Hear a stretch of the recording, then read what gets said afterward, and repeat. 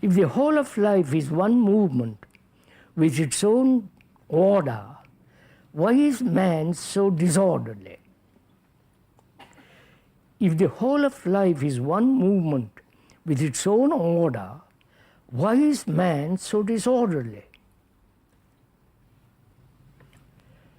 Why do we assume that whole of life is one movement with its own order?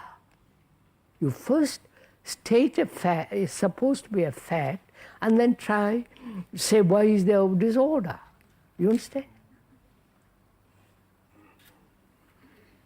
First one assumes that life is a vast movement. And in that vast movement, that very movement is order. You state that first, if. And then you say, why is man so disorderly? Right? You understand? Wouldn't it be the right question to ask, why is man disorderly? Not assume that life is perfect order. Right? The fact is we live disorderly. Why? That's the question. Why do we live disorderly? What is disorder?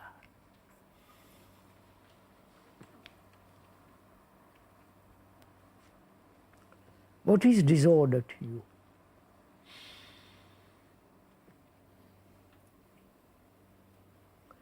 Disorder is the activity of thought which is in itself limited. Right? Whatever the limited activity of thought does, it will bring about disorder. Because thought in itself is limited. Because thought is born of knowledge, and knowledge is limited. Right? This is not epigrammatical statement. What is, I was too quick. Right? What is order and what is disorder? How will you find order?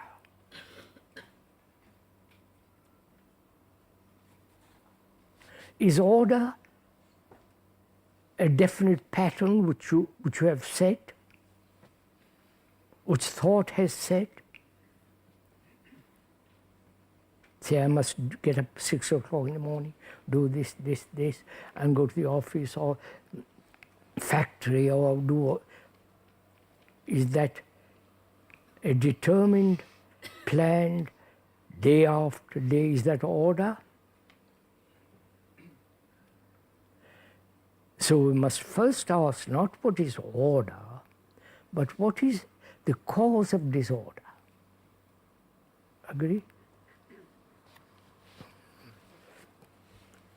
What is the cause of disorder in our life? First of all, we must admit, whether we like it or not, that we live a very, very disordered life. That's a fact, isn't it? Would you agree to that one thing at least? No. No?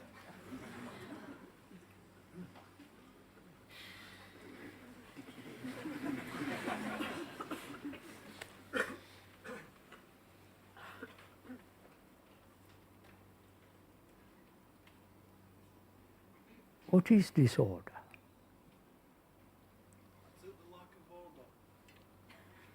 And then you have to ask, if it's lack of order, then what is order? How can a brain, which is so disorderly, find out what is order? Why don't we be a little bit logical, rational? Though reason, logic are limited, we must begin with that and then go beyond it. But if we say, no, the order is this, then it becomes military. Right? It becomes a tremendous discipline. Agree? This is also simple. All right. So, we have to go into this carefully. First, let's inquire, what is discipline?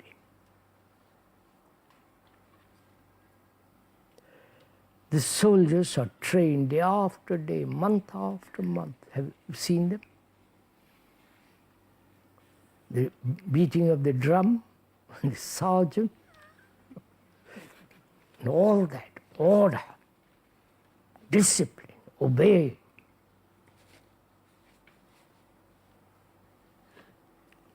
And the obedience to an abbot, to a pope, to a, and so on, is called order. There's order according to the policeman. In Europe, you drive on the right-hand side. In this country, you drive on the left-hand side. That's order. And the man who is used to driving on the left-hand side goes over there and says, that is disorder. Follow all this, please. So what is cause of disorder? What is, if I can understand that and be free of that cause, there is naturally order. I don't have to find out what is order. So I have to first inquire why this enormous importance given to discipline in the schools, in the whole way of life. What is discipline? The word discipline comes from the root disciple. A disciple is one who is learning from the master. Learning. Right? If we are learning in the sense we are talking about, not accumulating knowledge, but learning without accumulation, then discipline, the very learning is its own discipline. You understand? I wonder if you understand. I still don't understand what learning is in your terms. Huh? I still don't understand what learning is, because if one watches one's thoughts, surely one's watching with one's thought. Yes. So I don't quite understand how you use learning.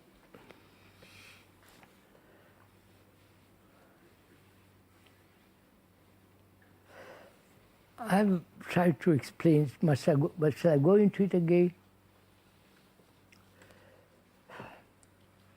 First of all, are we aware or do we see the fact accumulating knowledge all our life is very limited? That's a fact, because knowledge is limited. Whether now or in eternal future is still limited.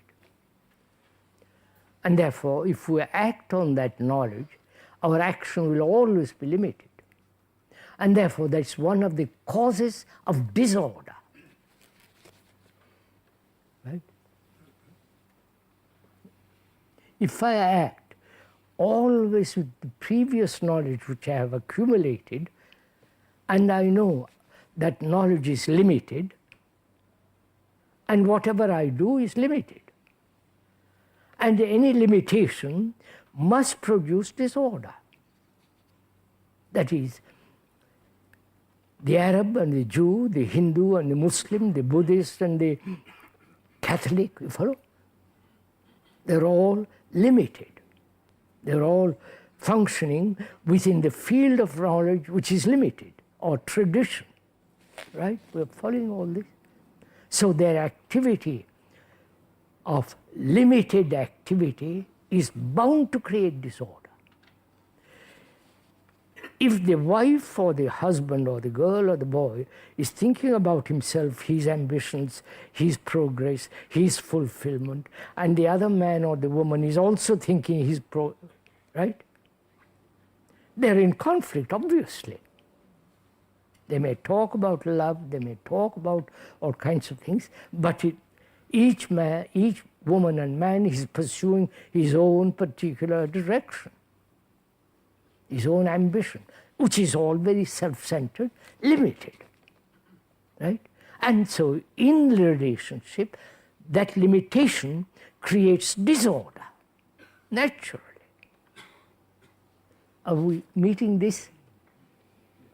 So we are beginning to discover the disorder comes where there is limitation, right? Where I'm thinking about myself and you are thinking about yourself. And we have a lovely relationship. We hold hands, we sleep together, we walk together, but we both are going in different directions, right? And therefore, those directions are designed by thought, by desire. Is it time to go into desire here now? No, it's too complicated. We'll return. So, we begin to learn, to see, to have an insight. And we are using the word insight, which is to observe something without time, without motive.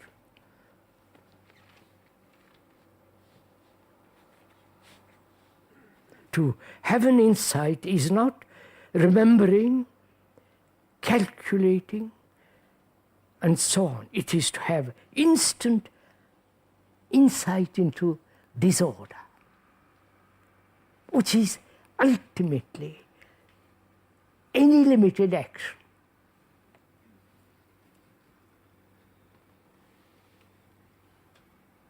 Are we getting together on this? Little bit. Fraction. And if it is fraction, keep it and move with it. Then you will see the thing begins to break up this self-centered process of living.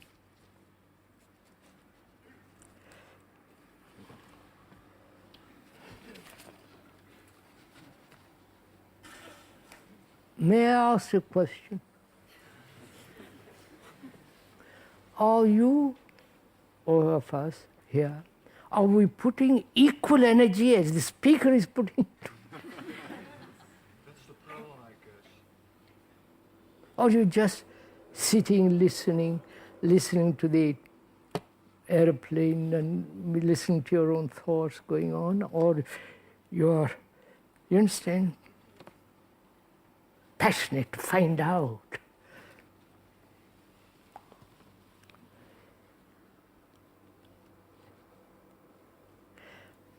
How can our listening be adequate to the depth of what you are saying? What is the quality of mind that will allow the fullness of what you are saying to act in us? I'm afraid that's a wrong question, but I'll read it. How can our listening be adequate to the depths of what you are saying? What is the quality of mind that will allow the fullness of what you are saying to act in us?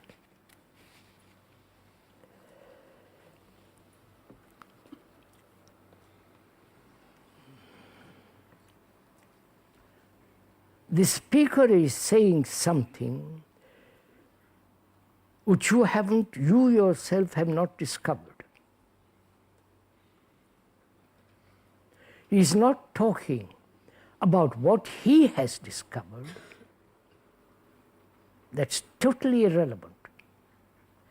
But the words, what the telephone is saying, what the words, the content of the words, all that you are listening to. And the listening is watching your own thoughts, your own feelings, your own reactions, right? The speaker is merely acting as a mirror in which you by listening, you are discovering yourself. Saye? You understand what I'm saying? The speaker, as a person, as he has oft repeated, has no importance whatsoever. And he means this. And what he's saying is not something that is foreign, that you have to understand, that has to act upon you. Then if that is something foreign which must act upon you, might just well take a drug. But if you are listening to what he is saying and saying, what do I feel to what he's saying? What's my reaction to what he's saying? You follow? There is a communication between what he is saying and yourself. Right? Communication ceases when you are merely listening to what he is saying. But if what he is saying and your relationship to what he is saying, and to discover your reaction to what he's saying, and your responses to his subtleties or stupidities or intelligence, if you are then moving together, then it's yours, not his. I wonder if you understand.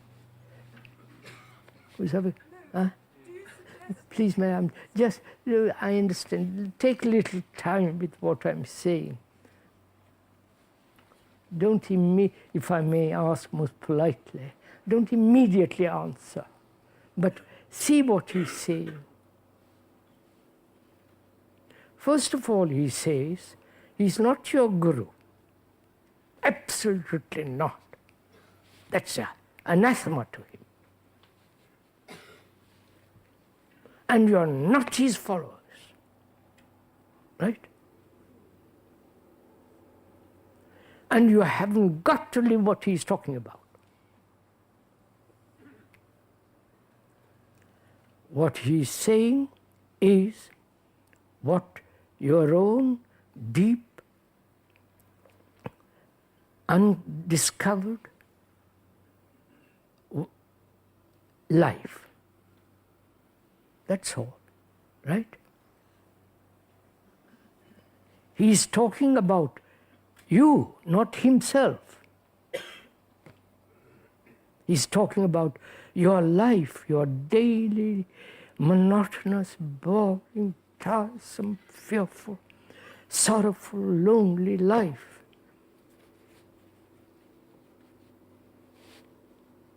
The violence, the chicanery, the dishonesty, the lack of integrity. Where there is integrity, there is strength. But that's another matter.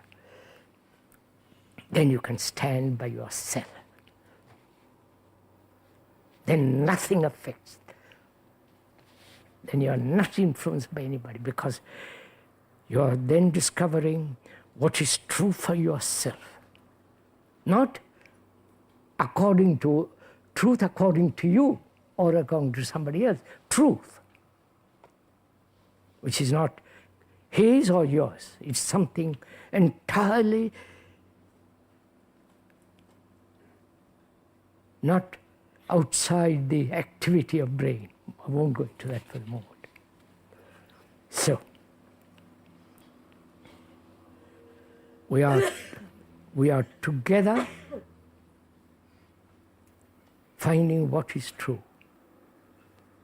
We are together finding out what's the art of living. What's the way to listen? What's the way to learn? What's the way of seeing? And if you see, it's yours. Then you need no guru, no leader, no book. You understand? We are living on other people's knowledge. We have no insight into ourselves, into our own existence. Right? Can I go on to the next question?